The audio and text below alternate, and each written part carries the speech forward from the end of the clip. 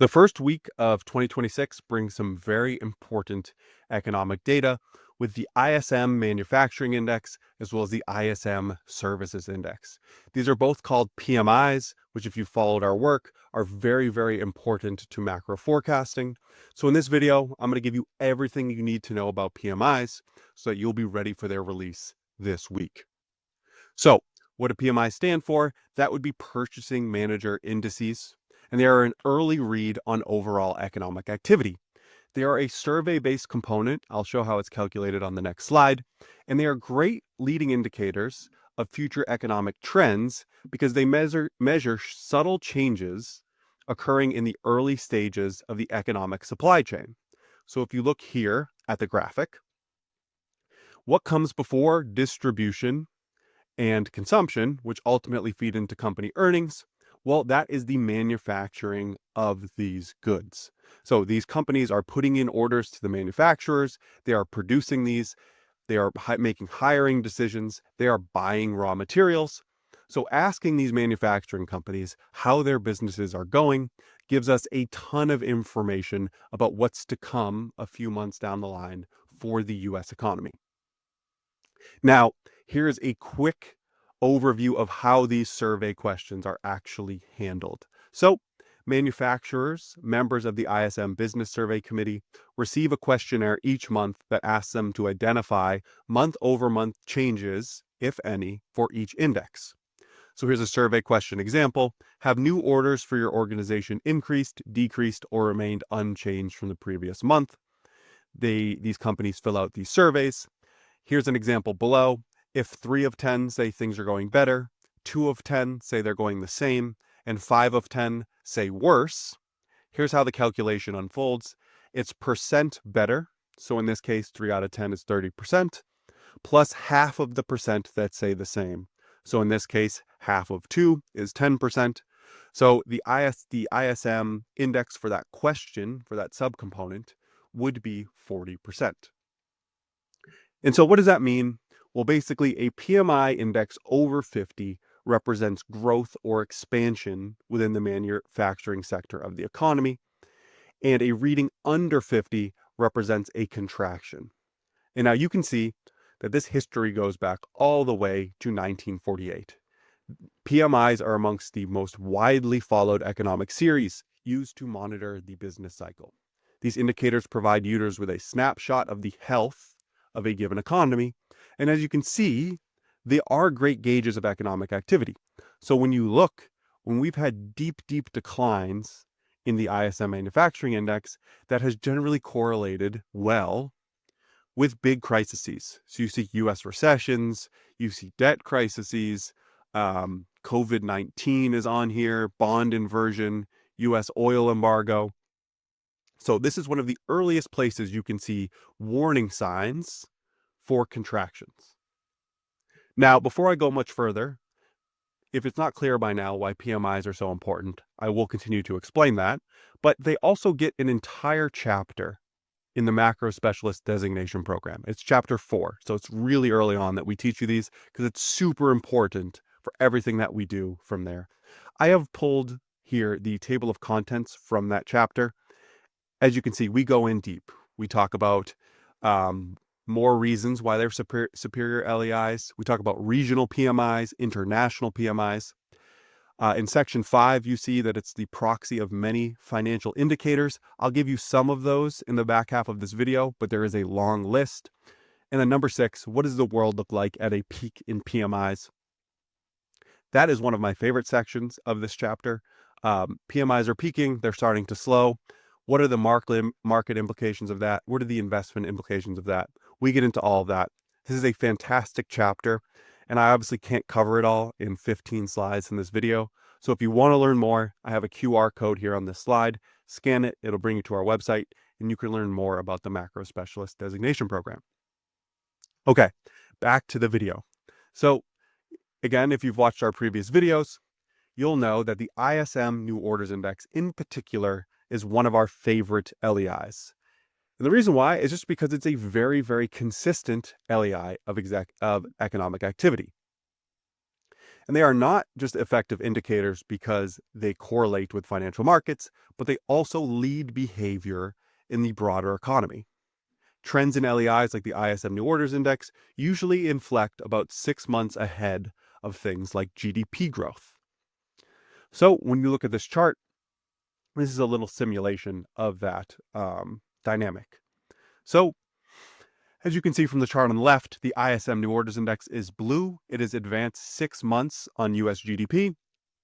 And during the time period here from about August 2021 to the end of 2022, the ISM New Orders Index was calling for a fall or a slow in GDP growth. And what had happened? Clip chart on the right, that is exactly what we saw. US GDP growth over that period did slow, just as the ISM New Orders Index told us 6 months in advance. Now, if you look back to the big chart here on the left, you can see this strong relationship. I could have picked so many different periods and shown this same exact situation, but I did a more modern one. Now, why is the ISM New Orders Index so good? Well, it is the most leading component, so that's why we use it. It gives us the biggest heads up. So again, here we put it out. If companies are putting in orders, orders come before production, production comes before deliveries. Then they have the employment component. So if the manufacturing sector is getting a lot of orders, productions, and deliveries, they need more workers to fulfill all of those. And then ultimately, we have an inventory levels component. And just to note, it is not unusual for these subcomponents to move in different directions in any given month. I don't think that's too surprising. There might be periods where you're taking in a lot of orders, but you don't have a lot of deliveries to make. But if you're taking in a lot of orders, that generally means you're going to have more deliveries in the future. Now, I know I mentioned that I was going to give you that the ISM is a proxy of many financial indicators. Here is the list. I'll read through it quickly. It is a proxy of the business cycle, as we talked about, stocks, leadership. So you can make specific sector decisions, size decisions, style decisions based on the ISM New Orders Index, EPS revisions, stock ratings, market breadth, volatility, yields, financial risks, emerging markets, and commodities. I'll show you a few here, but we go much deeper in all of this in the macro specialist designation. So starting with stocks, the ISM New Orders Index and the S&P 500 are both LEIs. And that's why you see this tight of a relationship. They trend alongside each other. So they are proxies for one another. If you remember in our previous video, if you haven't watched that, I highly suggest you check it out after this, where we talked about interest rates and how they work as anticipatory economic indicators. We often use the ISM New Orders Index to show some of those relationships. And it just so happens that the ISM New Orders Index is a proxy for the S&P 500, so you could use the S&P 500 as a stand-in those relationships. And then trends in the ISM New Orders Index are also proxies of market leadership. So trends in the LEIs, like the ISM Index, can help us analyze dynamics in equity leadership.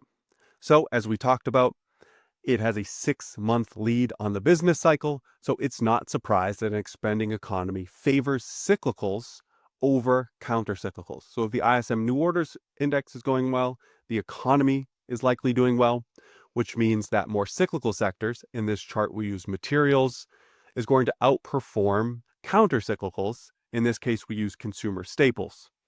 So the blue line, the ISM New Orders Index, when that trends higher, generally the red line, in this case, cyclicals versus counter-cyclicals, will also trend higher. Or, said differently, cyclicals will outperform counter-cyclicals. PMIs also have a strong relationship with financial risk. This is the last proxy I will show you. Most gauges of financial risk, such as corporate or high yield spreads, are correlated with trends in PMIs. This makes sense intuitively, since gauges of risk are often measures of corporate health, which are in turn largely influenced by the state of the economy. So again, you can just use the ISM New Orders Index as a stand-in for different measures of financial risk. Now, I mentioned in the beginning, there are two main PMIs. There's a bunch of regionals and global PMIs, but for the US, there's the ISM Manufacturing Index and the ISM Services Index. We're going to talk about the differences between the two and why we prefer one or the other to end the video.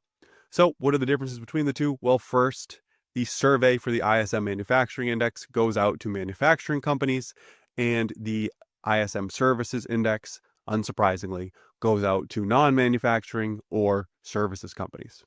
The second difference is how they are calculated. Now, this is just a technical thing. Manufacturing companies have more of an inventories component compared to services companies. So the ISM Manufacturing Index includes an inventory subcomponent, whereas the non-manufacturing PMI does not. So as you can see here, ISM Manufacturing, 20% broken up amongst new orders, production, deliveries, employment, and inventories, and services, 25% between just the top four: new orders, business activity, supplier deliveries, and employment. So you might say that the US has evolved into a service-based economy across the decades. Why don't we use the ISM Services Index more than we do the ISM Manufacturing Index? And I think a challenge for me should be to make a video not using the breakdown of US GDP pie chart on the left, but for this video, I have failed that challenge.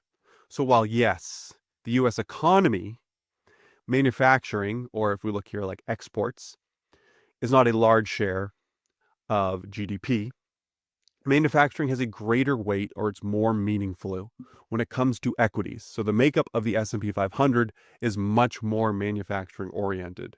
So the general thought that yes, the US economy is more services based, that is true. However, the S&P 500 and US GDP are not a perfect proxy for one another when it comes to their composition. So manufacturing has a greater importance when you're looking at financial markets. Now, you might also say, well, this pie chart here on the right is about 50-50. So if the US economy is more services based and it's about split down the middle for the S&P 500, wouldn't tie just go to the thing that's built up in the economy? Well, there are two main reasons why we prefer the manufacturing index. The first is its long history. So you can see the chart here on the left. The ISM Services Index was introduced in 1998, which was 50 years after the ISM Manufacturing Index. So the ISM Manufacturing Index has a huge head start and a much longer history than the ISM Services Index. And because of that, it has smaller revisions. And so when it has smaller annual revisions, this means that it makes the series more useful and dependable when you're using it. And so that's why we generally prefer the ISM Manufacturing Index. You're just going to have more confidence that the numbers you're getting are actually the real numbers. And that's just because it has a 50-year head start. And then finally, the ISM Manufacturing Index simply works better. So we took these two charts here, the ISM Manufacturing Index versus the S&P 500, and the ISM Services Index in the S&P 500, both going back to the year 2000. If you look at the chart on the left, you see a very, very, very close relationship. There are some mini divergences, but nothing too crazy. And you look at the chart on the right, which is services versus the S&P 500, there are much more and bigger divergences. So when you just look at how the two perform, based on nothing else of what we said, the ISM Manufacturing Index just tends to have a better relationship with the S&P 500 for now than the ISM Services Index. That's what I'll leave you here today. Happy 2026. I appreciate all of you who made it to the end. Again, please check out the Macro Specialist designation. And if you're enjoying these videos, don't hesitate to subscribe to our channel. Have a great week, everyone, and I will see you next Monday.